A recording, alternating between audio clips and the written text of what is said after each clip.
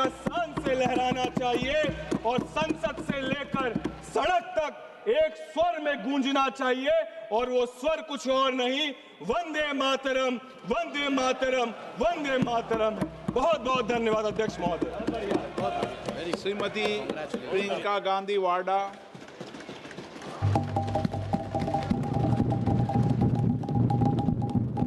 अध्यक्ष महोदय जी, आपने आज मुझे इस चर्चा में भाग लेने का मौका दिया, इसके लिए मैं आपको धन्यवाद देती हूँ। आज जिस विषय पे हम चर्चा कर रहे हैं वह केवल एक विषय नहीं है, भारत की आत्मा का एक हिस्सा है।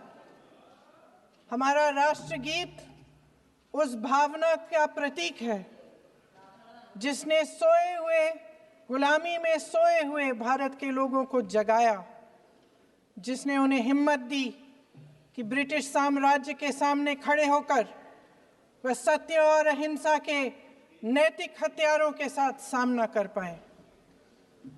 आज ये चर्चा एक भावना के ऊपर है,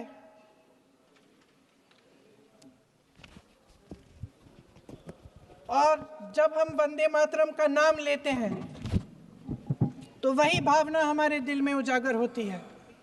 जब हम वंदे मातरम का नाम लेते हैं तो हमें उस पूरे इतिहास की याद आती है जो स्वतंत्रता संग्राम का इतिहास था, उसकी पीड़ा, उसका संघर्ष, उसका साहस, उसकी नैतिकता, उसका जो बल था कि ब्रिटिश साम्राज्य उसके सामने झुका। अध्यक्ष महोदय, वंदे मातरम उस आधुनिक राष्ट्रवाद की अभिव्यक्ति है जिसने भारत के लोगों को एक राजनीतिक और नैतिक आकांक्षा से जोड़ा,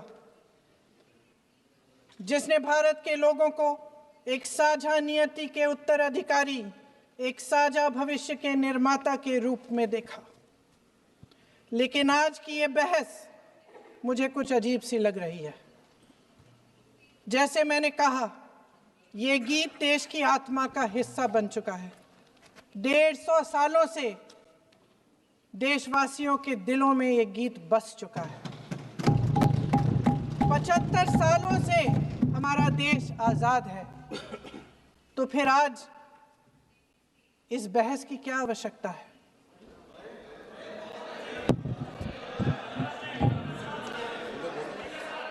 हमारा यहाँ मकसद क्या है? जनता से हमें दिया गया दायित्व, जनता का विश्वास, उनके प्रति हमारी जिम्मेदारी, हम किस तरह से इसका इस्तेमाल कर रहे हैं, हमें ये सोचना चाहिए। क्योंकि अब इस मोड़ पर हम इस सदन में अपने राष्ट्रगीत पर भी बहस करेंगे। आपने बहस मांगी है, आपने बहस मांगी है। आप तो इलेक्टोरल रिफॉर्म्स की बहस नहीं मांग रहे थे कि जब तक हम इस पर बहस नहीं करेंगे तब तक उस पर बहस नहीं होगी। इसकी वजह क्या है? इसकी वजह क्या है? हम आज यहाँ ये बहस क्यों कर रहे हैं? हमारा राष्ट्रगीत है, इस पर क्या बहस हो सकती है? हम ये बहस यहाँ आज 2 वजहों से कर रहे हैं। पहला कि बंगाल का चुनाव आ रहा है, हमारे प्रधानमंत्री अपनी भूमिका निभाना चाहते हैं उसमें। और दूसरी वजह ये है, ये मकसद है, पुरानी मकसद इनकी, अध्यक्ष महोदय, कि जिन्होंने स्वतंत्रता की लड़ाई लड़ी, जिन्होंने देश के लिए बड़ी बड़ी कुर्बानियां दी, उन पर सरकार नए आरोप लादने का मौका चाहती है। देश का ध्यान फिर से जनता के ज्वलंत मुद्दों से भटकाना चाहती है। यही एक मकसद है आपका। आपका मकसद है कि हम फिर से उसी अतीत में मंडराते रहें, उसी की तरफ हम देखते रहें जो हो चुका है, जो बीत चुका है, क्योंकि ये सरकार वर्तमान और भविष्य की ओर देखना ही नहीं चाहती। वे इस काबिल ही नहीं रही। सच्चाई ये है अध्यक्ष महोदय कि आज मोदी जी वह प्रधानमंत्री नहीं रहे जो एक समय में थे।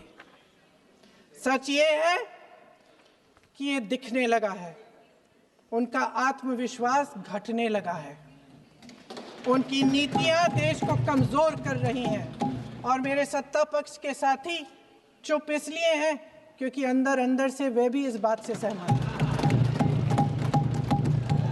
आज देश के लोग खुश नहीं हैं अध्यक्ष महोदय, परेशान हैं, तमाम समस्याओं से घिरे हुए हैं, तमाम समस्याओं से घिरे हुए हैं और उन समस्याओं का हल आप निकाल नहीं रहे हैं।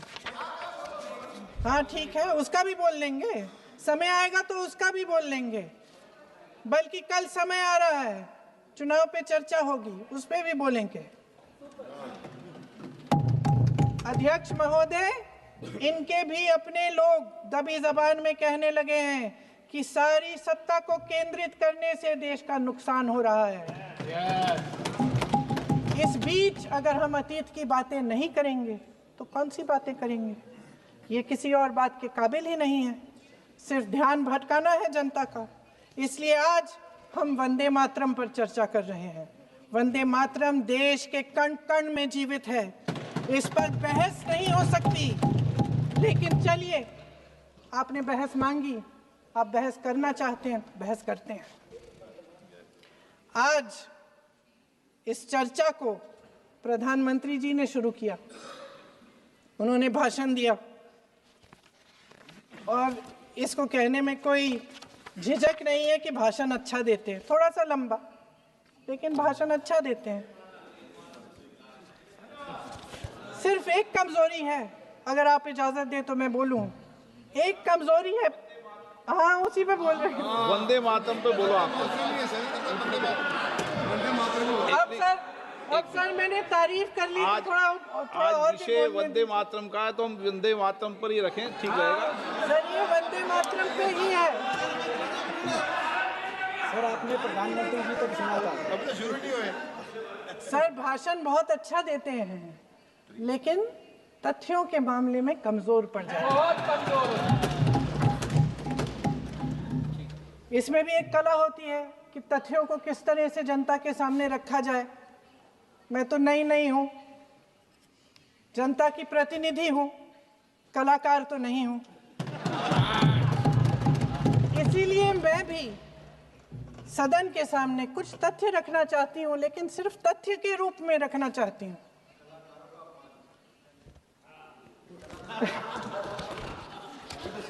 मैं उदाहरण दूं, उदाहरण दे देती हूँ। सर मांग रहे हैं सर वंदे मातरम के बारे में, वंदे मातरम की जो सालगिरह पे आपने एक बड़ा कार्यक्रम आयोजित किया था, उसमें प्रधानमंत्री जी ने भाषण दिया। उसमें उन्होंने कहा कि 1896 में पहली बार गुरुदेव रविंद्रनाथ टैगोर ने ये गीत एक अधिवेशन में गाया।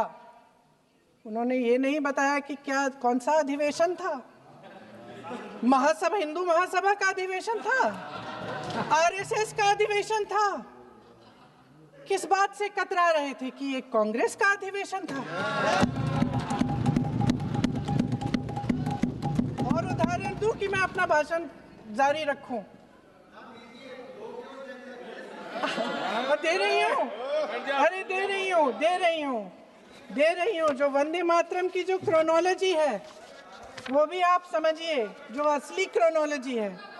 1875 में महाकवि बंकिम चंद्र चट्टोपाध्याय ने इस गीत के पहले दो अंतरे लिखे, जो आज हमारे राष्ट्रगीत घोषित हुए हैं, मतलब जो घोषित हुए थे और जिसको हम आज अपना राष्ट्रगीत कहलाते हैं। ये पहले दो अंतरे लिखे 1882 में। 7 साल बाद उनका एक उपन्यास प्रकाशित हुआ, आनंद मठ। उस उपन्यास में यही कविता उन्होंने प्रकाशित की, लेकिन इसमें 4 अंतरे जोड़ दिए। 1896 में कांग्रेस के अधिवेशन में गुरुदेव रविंद्रनाथ टैगोर ने पहली बार ये गीत गाया। 1905 में बंगाल के विभाजन के खिलाफ आंदोलन के समय वंदे मातरम जनता की एकता की गुहार बनकर गली गली से उठा।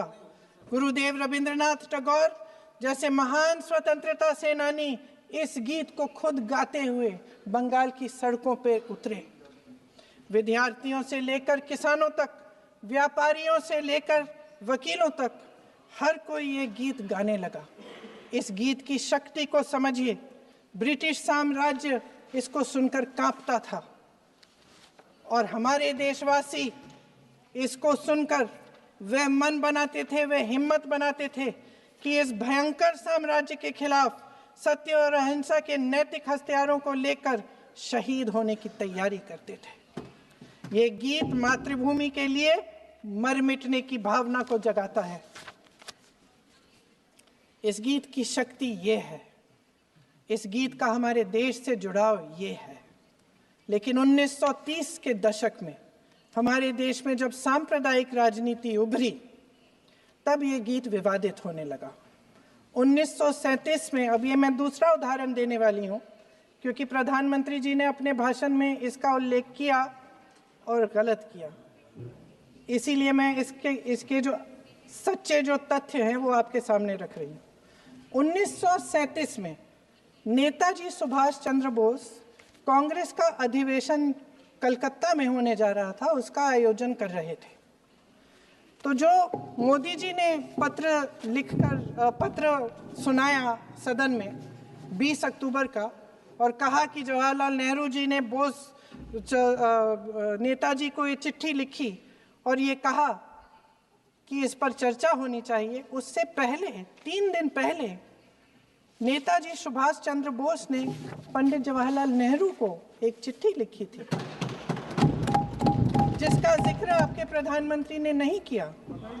और इस चिट्ठी में सुन लीजिएगा,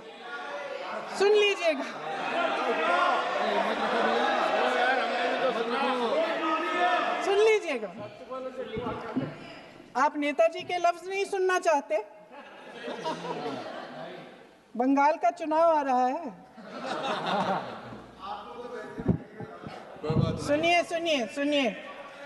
सुनिए